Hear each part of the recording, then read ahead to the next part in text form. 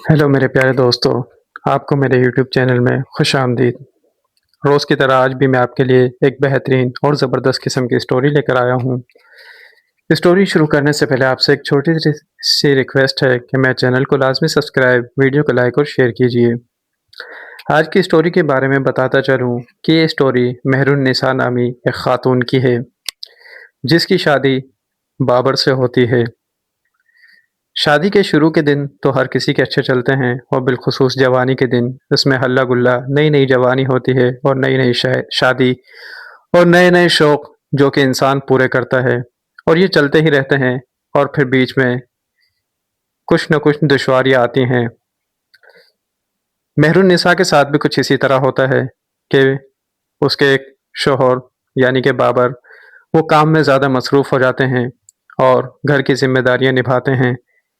तो इसलिए वो अपने घर पे ज़्यादा वक़्त दे नहीं पाते और यूँ बाबर की पार्टनर यानी कि मेहरुन्निसा वो थोड़ी तन्हाई का शिकार होती है।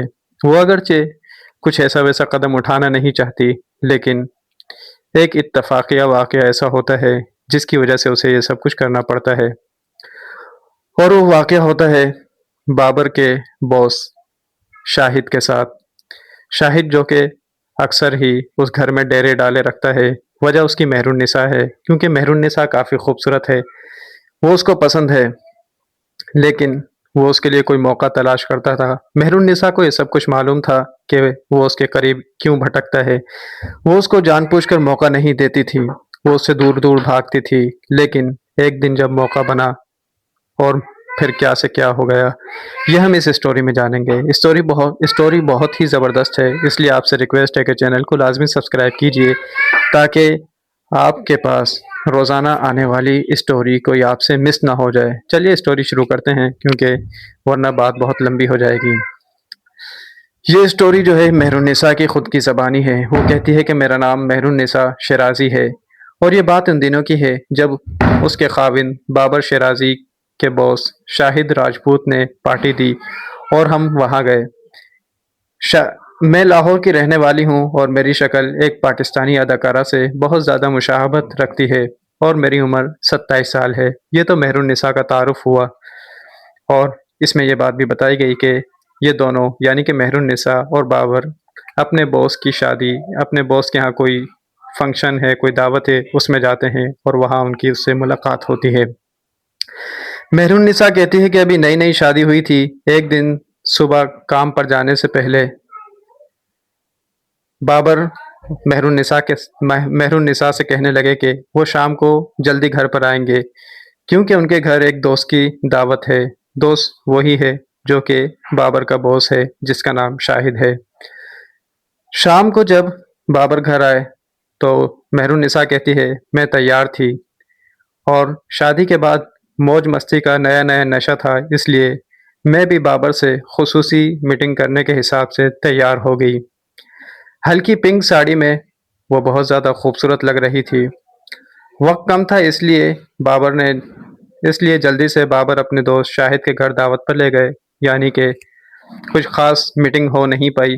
वक़्त कम था इसलिए वो जल्दी से मेहरुन्निसा को अपने साथ अपने दोस्त के घर ले गए दावत पर। जब वहाँ गाड़ी से उतरने से पहले मेहरुन्निसा ने खुद को दूसरों की नज़र से बचाने के लिए अबाया पहन लिया ताकि गैर लोगों की उस पर नज़र ना पड़े। लेकिन वो अबाया में भी गज़ब ढा रही थी और जिस्म में अबाया के बावजूद भी जिस्म से कुछ न कुछ खद-ओ-खाल नुमायाँ हो रहे थे, जो कि आप समझ सकते हैं कि किस तरह के थे। यानी कि हमारी आँखें क्या तलाश करती हैं, वो कुछ न कुछ उभार था आगे-पीछे जो कि वाज़ेह दिख रहा था।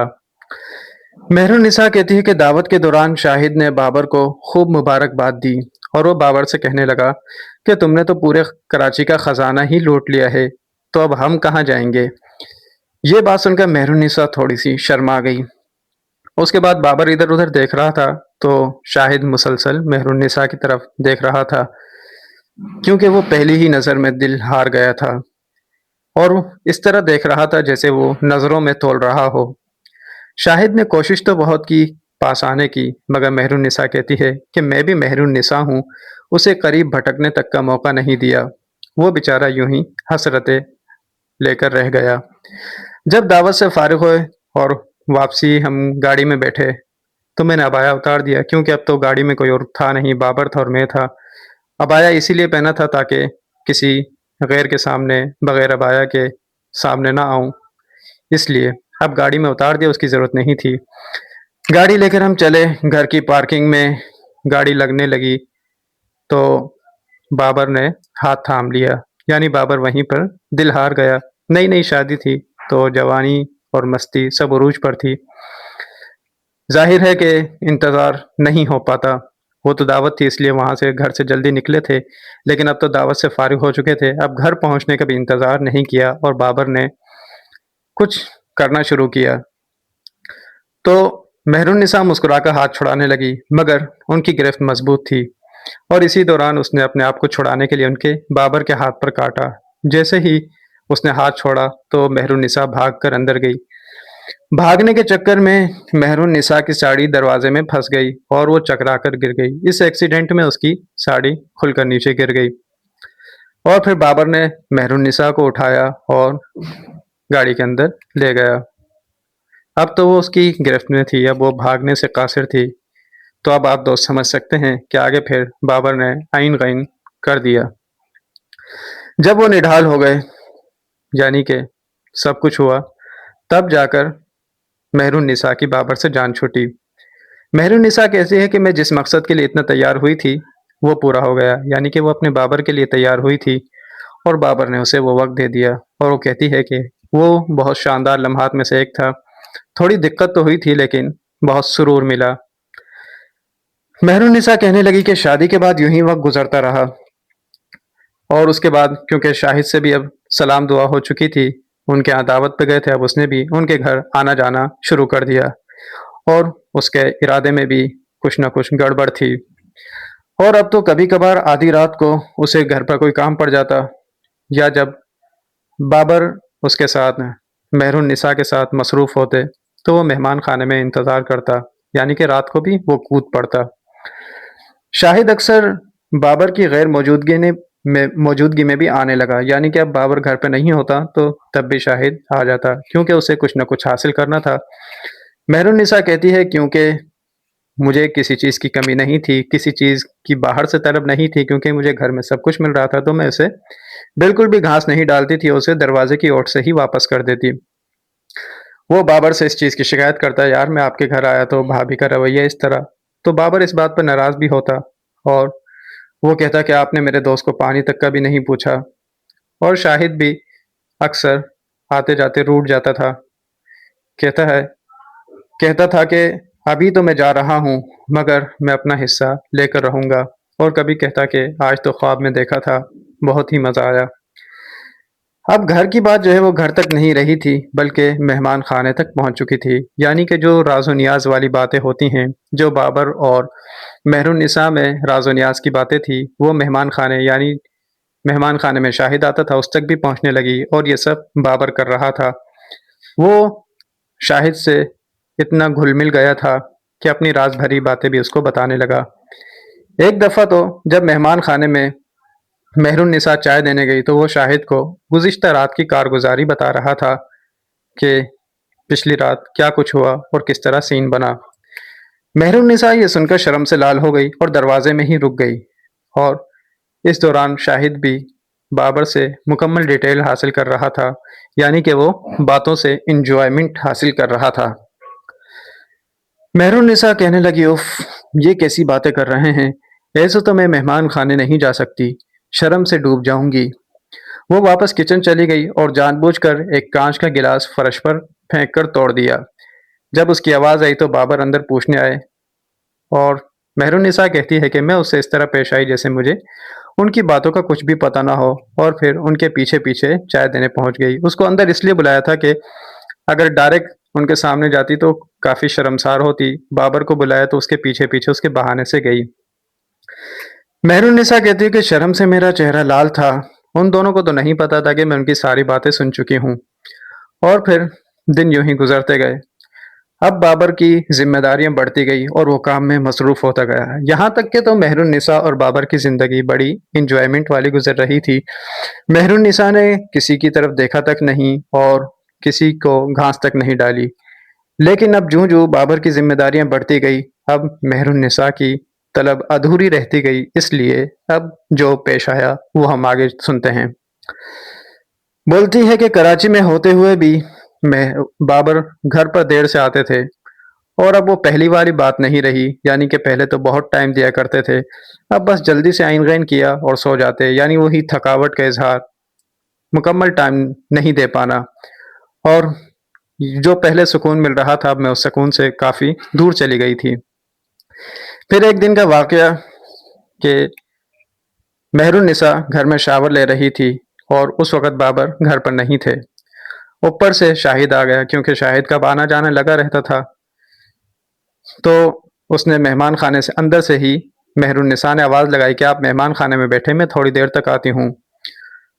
اور بابر گھر پر نہیں تھا، اب ٹائم زیادہ نہیں دے پا رہا تھا، تو مہر النساء کو اس دن جو بابر اور شاہد کے درمیان جو باتیں ہو رہی تھی کارگزاری کی رات والی، وہ اس کو یاد آنے لگی اور من میں کچھ ہلکا ہلکا سا ہونے لگا، آپ سمجھ سکتے ہیں۔ اور مہر النساء کہتی ہے کہ کچھ دنوں سے میں پیاسی بھی تھی، اور پیاسی کی وجہ آپ سمجھ چکے ہیں کہ کیوں تھی، اور شاہد کی باتوں کا انداز یاد آتے ہی کچھ نہ کچھ ہلچل ہونی شروع ہو گئی، اور شاور کے دوران بھی گرمی سی محسوس ہونے لگی۔